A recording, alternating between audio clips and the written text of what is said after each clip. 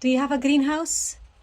In today's video, we're going to talk about greenhouses and plants that you could put in your greenhouse to protect from winter wet and the winter winds and harsh frost. Hello, I'm Mary Reid and this is Rattan Cottage Hardy Plants. Welcome to our channel.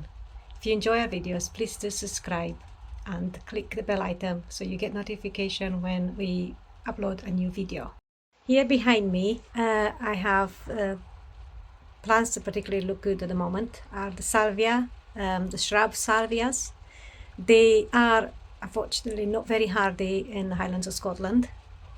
So I have taken lots of cuttings, probably about July time, and I've grown them on in pots. They are mostly in 9 centimeter pots, and now they're looking spectacular. They're full of flowers, as you can see here behind me. But it's starting to get wet outside. We're starting to get frost, and I know in pots they will not make it through the winter if I leave them outside. These are plants that I'm growing for my nursery stock. I probably haven't mentioned before, but we do have a small nursery here called Rattan Cottage Hardy Plants. I have a Facebook page that you can join, Rattan Cottage Hardy Plants. It's a private group, so you'll have to ask for joining. And on this page I share pictures and price lists and plants I have available for sale through the growing season. So yes, I'm going to turn the camera around and show you ways I take to protect the plants from the winter here in a greenhouse, and my methods that I've been using for the last few years, and it seems to work. So let's just show you. So here in a greenhouse, as you can see, it's packed full of lovely plants that we just put away here for the winter to keep them safe from the winds and frost.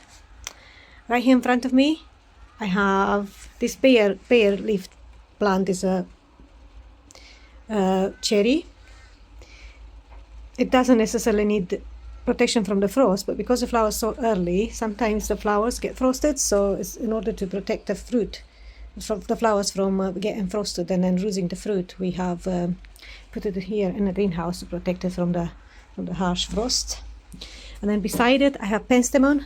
This is I have penstemon, the one with the wider leaf is penstemon plum jerkin, and the one with the narrow leaf I have one called firebird and garnet. So because they are in pots, they are more susceptible to frost if I leave them outside.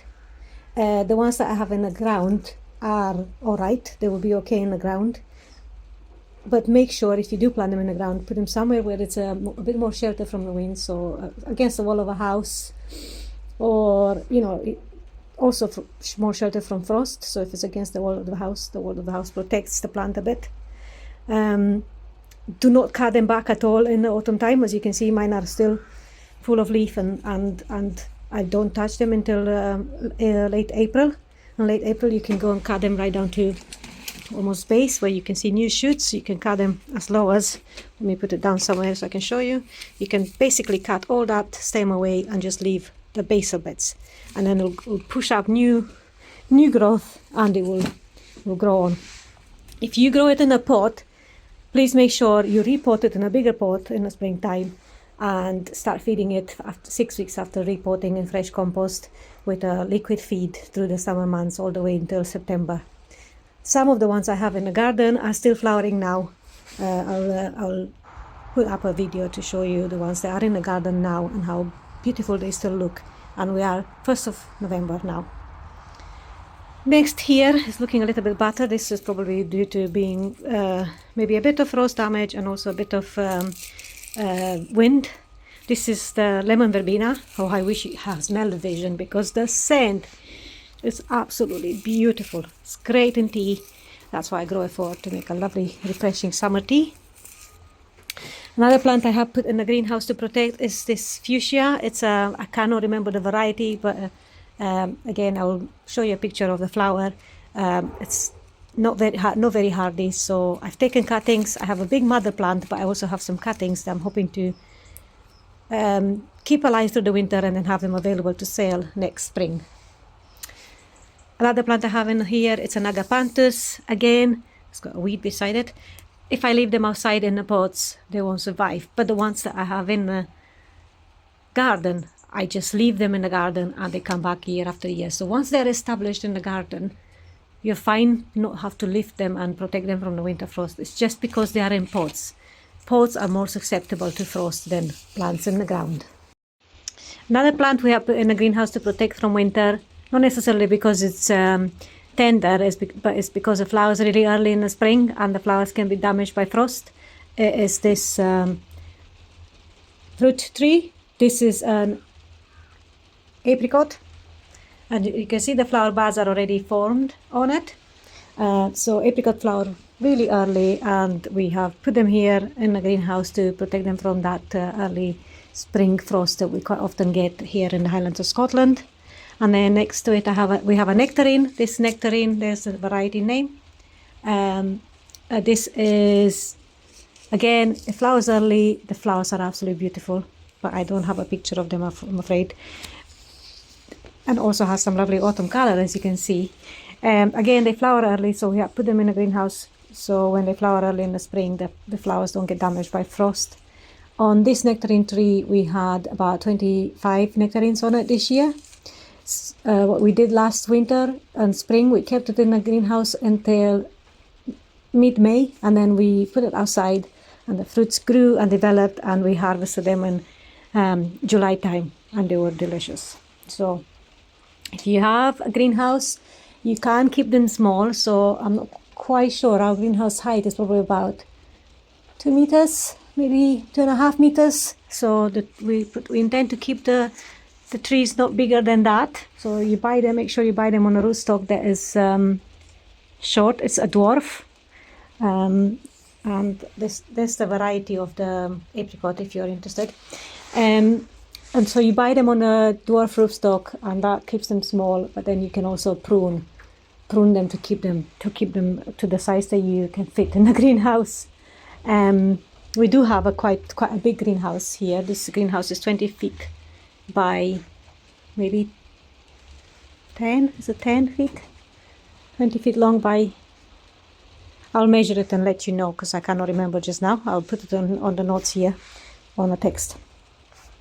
So the next plant that I put in a greenhouse is this Verbena rigida.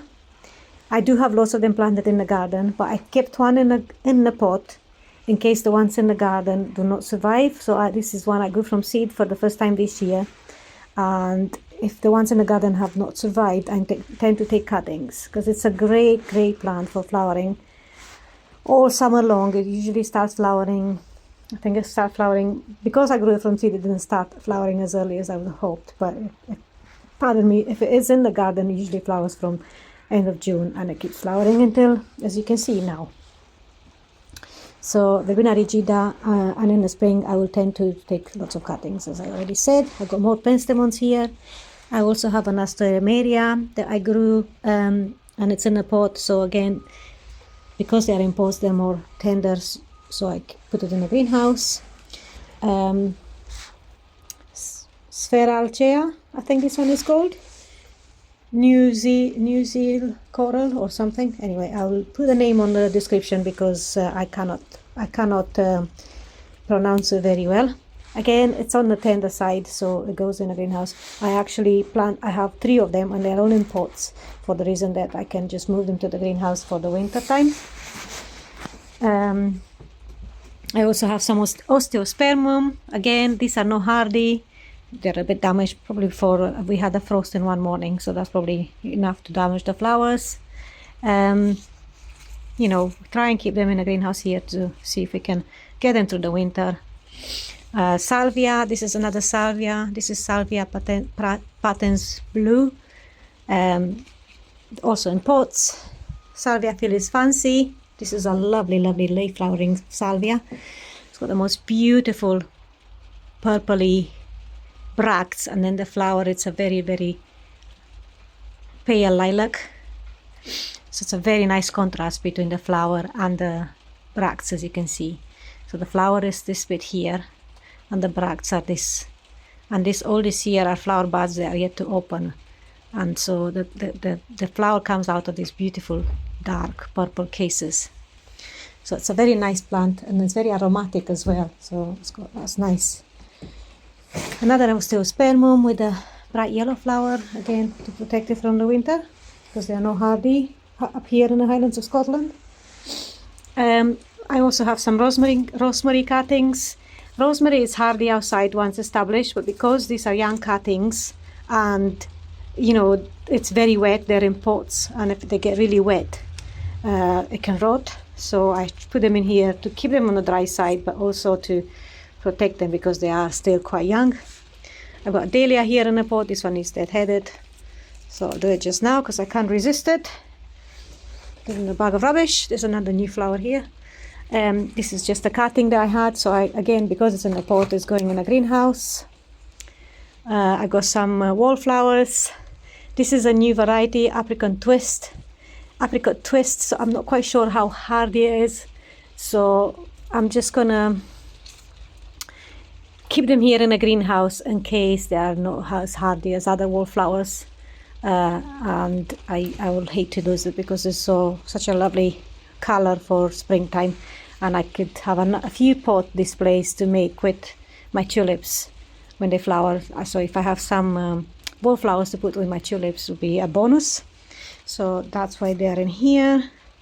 And then now here we come to the salvias. This one is salvia pink lips, and I have salvia cool cream, one of my favorite. Again, you can see, look at the contrast between the cool cream color flower with the dark bracts and also quite dark stems. So it's a lovely contrast. There's another this is an Anisodontea L. Roy. They flower all summer long and all the way through the winter if it's mild. But I have had one in the garden previously, planted in the ground, and I lost it in the one harsh winter. So now I have purchased a new plant and I put it in a pot, and I intend to keep it in a pot. I already took overwintered this one last year in the greenhouse, so this year is back with this pot in the greenhouse. They do grow quite tall in a garden. I believe they're up to about 3 meters. But if you are in an area where you don't get below -5, then yes, plant it in the garden. But if you do go below -5, I don't think it will make it through the winter. So that's why mine is in a pot. It just depends what area of Scotland or UK you are, or the world really. Another osteospermum here. And we have a lemon tree. There's another, this is Faralchea, New Zealand something coral, I think. Again, I do have one in the garden, believe it or not. It's planted south facing, right against the wall of the house, and that's been there for the last 5 years. And it does get quite a bit battered by frost and cold and winds, but the root stays alive and it grows back quite strongly again every spring. So if you have a shelter area or somewhere south facing against the wall of a house, this you can try there. It's a lovely plant. It flowers all summer long. Very unusual, very nice. And then here we have more salvias. This one is one I grew from seed, so I don't know the variety name, but I really like the way the flowers come in big clusters like that. Then I have this one called Le Manche. There's a spider web on it. Look at that, beautiful. And again, I wish you can smell them. They smell so beautiful. I love salvias for that reason. And then I have one called Peach Parfait. And this one is a new one I bought last year. Let me get the name right because I can't remember. It's called Amethyst Lips. So, aren't they beautiful? And then another one called Dancing Dolls. This is a cutting from one plant I already have in the garden. So I have planted, when we moved here 5 years ago, all the salvias that I had in the ground, in the gravel. So they are basically, we have gravel on one side of our house, on the west side. So there's an area of about 2 meters between the house and the wall. We have a wall, like a concrete wall. and then another 2 meters from the wall to the hedge. So it's where the road is, or our drive is. And so basically this area of garden is protected from the wall, the hedge, and the house. And we had this area of gravel where I thought, I'm going to try the salvias in the gravel here to see if they'll survive through the winter. And basically the ones that have survived are here. We have dancing dolls that's in that gravel, and I've taken cuttings of it this year because they made it through the winter and they grew. And I have this one called Peach Parfait, and the one that I mentioned up here is Cool Cream. So these 3 salvias are in that gravel I planted 5 years ago. So if you're looking to try them in your garden, try these varieties, plant them in the gravel, somewhere west facing. What I find with plants that are a bit tender, if they are on the east facing of the house, the morning sun shines on them. So if we had a hard frost, the morning sun shines on them and defrost them really quickly, and that could do a lot of damage. So best place to position your plants for more shelter in the winter are southwest, against the walls of a house, or under a tree, or next to a fence or hedge. These areas are good to protect them from wind damage and frost damage because they're a bit more sheltered. Do not plant your plants in areas of your garden where you have what is called frost pockets. So keep an eye on your garden and see where frost lies. So when in a frosty morning, go around your garden and see which area of the garden doesn't have as much frost, and that's the place to put your plants that are more tender. If you have a overhanging roof, that's also helping because it keeps the area again more sheltered from the lying frosts. East facing is not a good area to put your tender plants, especially those that flower early like camellia. And another thing to take in consideration in a greenhouse, and it's a precaution that I take, is I have horticultural fleece. So this is a material that's very light and is porous that provides extra protection to the plants in the greenhouse.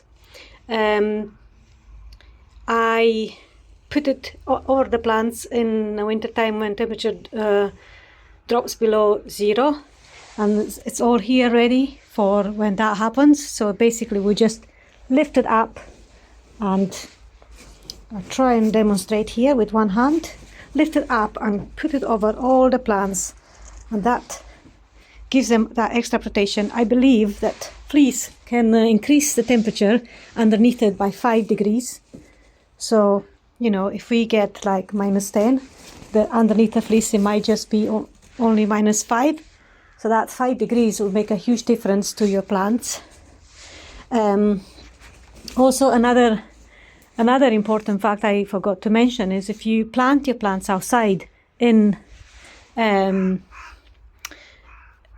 shelter area and an area that's west facing or south facing, please ensure, especially those that are a bit more tender, that they have a very good well-drained soil.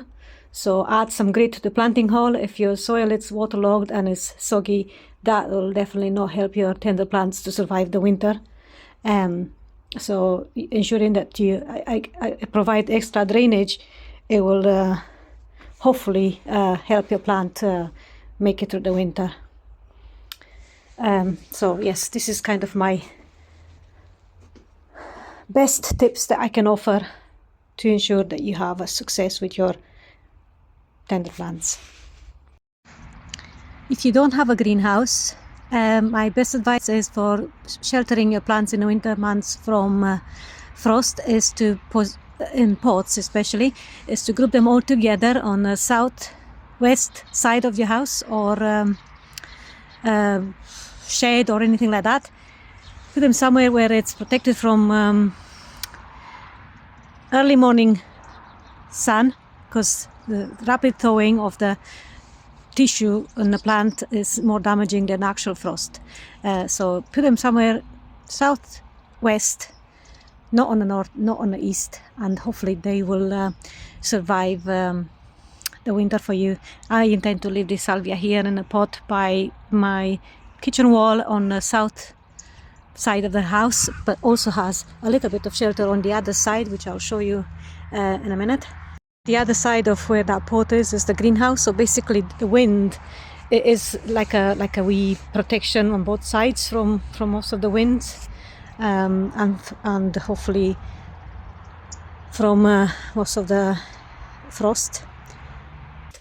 So hope this helps you position plants that are tender in the best area in your garden. Thank you so much for watching. I hope you enjoyed this video and you found it helpful. Please do subscribe or hit the bell icon if you want to get notifications when we upload new videos. We intend to continue to do these YouTube videos, and your support will be greatly appreciated. Thank you so much. Bye.